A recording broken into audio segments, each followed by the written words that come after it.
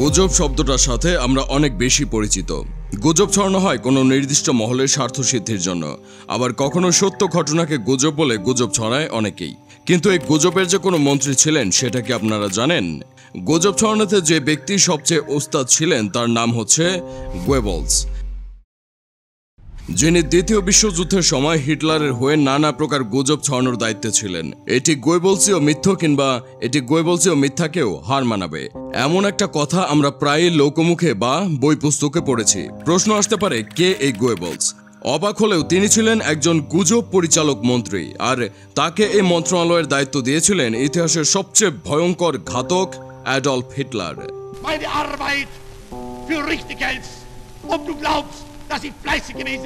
বিশ্বযুদ্ধ সময় চলাকালীন ministry of public enlightenment and propaganda নামে একটি আলাদা বিভাগ তৈরি করা হয়, আর সে মন্ত্রণালয়ের দায়িত্ব থাকে তার উপর। পল জোসেফ গোবলসের জন্ম 29 অক্টোবর 1897 সালে জার্মানির রিদত শহরে। 1921 সালে তিনি হাইডেলবার্গ বিশ্ববিদ্যালয় থেকে পিএইচডি অর্জন করেন। পরবর্তী সময়ে সাংবাদিক হিসেবেও কাজ করেন। এছাড়া ব্যাংকের করণীয় পদেও দায়িত্ব পালন করেন। বাল্যকাল হতেই তিনি একজন লেখক হতে চাইতেন, আর লেখার হাতও ছিল চমৎকার। যে কোনো সাধারণ বিষয়কে মাখন লাগিয়ে খুবই সুস্বাদু করে উপস্থাপন করতে পারতেন তিনি। রংহীন যে কোনো বিষয়কে তিনি তার দক্ষ এবং সৃজনশীলতা দিয়ে রাঙিয়ে দিতে পারতেন। উপন্যাস এবং বেশ কয়েকটি নাটকও রচনা করেছিলেন তিনি। প্রোপাগান্ডা বা গুজব শব্দটি শুরুতে একটি ইতিবাচক শব্দ ছিল, কিন্তু প্রথম বিশ্বযুদ্ধের সময় ব্রিটিশরা পরিকল্পিতভাবে তাদের সেনা এবং জনগণের মধ্যে বিভিন্ন ধরনের প্রেষণা যোগানোর জন্য এর ব্যবহার করত।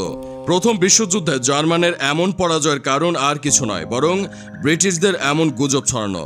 দ্য লিটল ডক্টর নামে পরিচিত গোয়েবলস, যিনি প্রোপাগান্ডা শব্দটিকে নিয়ে গিয়েছিলেন অনন্য উচ্চতায়, আর তাই এখনও পৃথিবী জুড়ে প্রোপাগান্ডা ছড়ানোর ক্ষেত্রে ব্যাপক জনপ্রিয় গোয়েবলসীয় কায়দা। তিলকে তাল বানানো ওস্তাদ এই ব্যক্তি ছোটবেলা থেকে দুর্বল স্বাস্থ্যের অধিকারী ছিলেন।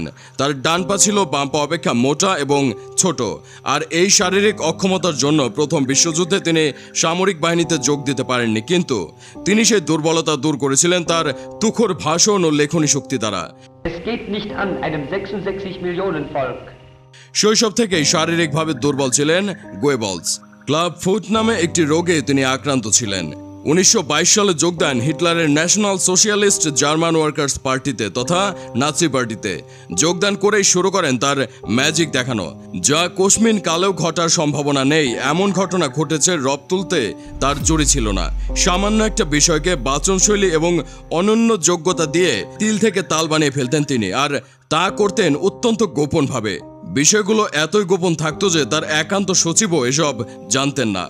গোয়েবলসের সচিব হিসেবে দীর্ঘদিন দায়িত্ব পালন করা ব্রুনহিল্ড পামসেল এক সাক্ষাৎকারে বলেন, আমি জানি এখন আমাদের আর কেউ বিশ্বাস করে না। সবাই মনে করে আমরা সব গুজবের ব্যাপারে জানতাম। আসলে তা নয়, আমরা কিছুই জানতাম না। সবকিছুই আমাদের থেকে গোপন রাখা হতো। হিটলার এবং গোয়েবলস। এখনকার এই ইন্টারনেটের যুগে গুজব ছড়ানো কোনো কঠিন বিষয় না। সামাজিক যোগাযোগ মাধ্যম ব্যবহার করে মুহূর্তেই তিলকে তাল বানিয়ে পৌঁছে দেওয়া যায় হাজার হাজার মানুষের কাছে। কিন্তু তখন এত সহজ ছিল না। তাই হিটলার আর গোয়েবলস মিলে আটলেন এক বিশাল ফন্দি, ফ্রি রেডিও বিতরণ।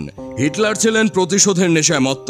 প্রথম বিশ্বযুদ্ধে হেরে গিয়ে তখনকার পরাশক্তি ফ্রান্স আর ইংল্যান্ডের কাছে এই মর্মে নাকে খত দিয়েছে যে তারা আর বিশ্বযুদ্ধ করবে না, এখন থেকে শান্তির পথে চলবে তারা। এই অপমান সইতে পারেননি হিটলার এবং গোয়েবলস দুজনে বিশ্বাস করতেন ভালো এবং সময়োপযোগী একটি স্ক্রিপ্ট এবং একটি দৃষ্টিনন্দন ছবি যে কোনো আদর্শ প্রচারের জন্য সবচেয়ে শক্তিশালী মাধ্যম। কেননা ব্রিটিশরা এই অস্ত্র ব্যবহার করেই হারিয়ে দিয়েছিল জার্মানদের। মূলত এ কারণে প্রোপাগান্ডাকে তারা প্রধান হাতিয়ার হিসেবে বেছে নেন।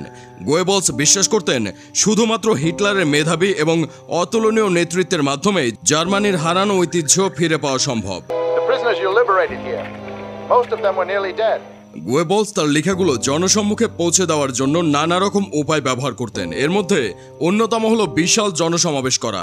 তার অসাধারণ লেখনীগুলো পৌঁছে দেওয়ার জন্য সেই বিশাল জনসমাবেশের আয়োজন করা হতো বিশালভাবে। নানা রকম আতশবাজি, প্যারেড, জাতীয় সঙ্গীতের সাথে থাকতো ব্যাপক আলোকসজ্জা আর বাহারি রঙের পোস্টার।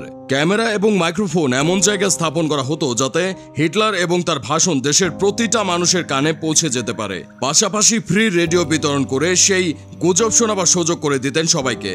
নাৎসি পার্টির বিশাল সমাবেশের একটি চিত্র। তার সবচেয়ে বড় প্রোপাগান্ডা ছিল হিটলারকে সকল জার্মানবাসীদের কাছে একজন ত্রাসকর্তা হিসেবে পৌঁছে দেওয়া। আর তাই তিনি হিটলারের নামে এসব শ্রুতি গাইতেন, যেগুলো শুনতে সত্যের মতোই মনে হতো। গোয়েবলসের একটি বিখ্যাত উক্তি ছিল, আপনি যদি একটি বিশাল মিথ্যা বলেন এবং সেটা বারবার সবার সামনে বলতে থাকেন, তাহলে মানুষজন একসময় সেটা বিশ্বাস করতে শুরু করবেই। আর তাই তিনি বারবার বিভিন্ন সময় বিভিন্ন সমাবেশে হিটলার এবং জার্মান বাহিনীকে নিয়ে নানা মিথ্যা গুজব ছড়াতেন, যেগুলো হিটলারকে একজন কিংবদন্তি এবং জার্মানি বাহিনীকে যুদ্ধে অবশ্যই বিজয়ী বলে মনে হতো সকলের কাছে। দ্বিতীয় বিশ্বযুদ্ধের সময় হিটলার প্রায় 60 লক্ষ ইহুদি নিধন করেন, যেটাকে ইতিহাসের সবচেয়ে বড় গণহত্যা বলে আখ্যা দেওয়া হয়। সেই ইহুদি হত্যার জন্য কিন্তু জার্মানরা হিটলারকে নিয়ে কোনো প্রশ্ন তোলেননি। তার পেছনে ছিল এই গোয়েবলসের প্রোপাগান্ডা। 1924 সালের 4 জুলাই তিনি লেখেন, জার্মানিটা এখন একজন শক্ত মানুষের। জার্মানিকে নিয়ে সব রকমের নিন্দা আর অন্যায় পরীক্ষা নিরীক্ষার শেষ হওয়া দরকার। আমাদের এখন সর্বস্ব উজাড় করে কাজ শুরু করতে হবে। এই ইহুদিদের আমরা চাই না, কারণ তারা কখনো সত্যিকার জার্মান নয়। ওদের কঠিন শাস্তি দেওয়া দরকার। এরা কেবল সমস্যায় তৈরি করেছেন। গোয়েবলস তার সরকার প্রধানের গুণগান গেয়ে বলেন, দারুণ খরায় পৃথিবী যেমন হাহাকার করে বৃষ্টির জন্য, তেমনি জার্মানিও এখন এমন এক মানুষের জন্য হাহাকার করছে যে তাদেরকে এই দৈন্য দশা থেকে উদ্ধার করতে পারে। আর তিনি অন্য কেউ নন, তিনি আমাদের মহামতি স্যার অ্যাডলফ হিটলার। এরপরে ফেলা হয় লাখো ইহুদিকে বিনা প্রশ্নে, বিনা বাধায়। তার এসব প্রোপাগান্ডার ফলে জার্মানরা ধীরে ধীরে বিশ্বাস করতে শুরু করে একমাত্র হিটলার পারেন জার্মানের হারানো ঐতিহ্য ফিরিয়ে আনতে। কিন্তু গোয়েবলস জানতেন, তারা যদি পরাজিত হন তবে বিশ্ববাসী তাদের আর কখনো এমন চোখে দেখবে না। আমরা ইতিহাসে ঠাঁই পাব হয় সর্বশ্রেষ্ঠ রাষ্ট্র অধিনায়ক অথবা সর্বশ্রেষ্ঠ অপরাধী হিসেবে। হিটলারকে প্রচণ্ড রকম ভালোবাসতেন তিনি।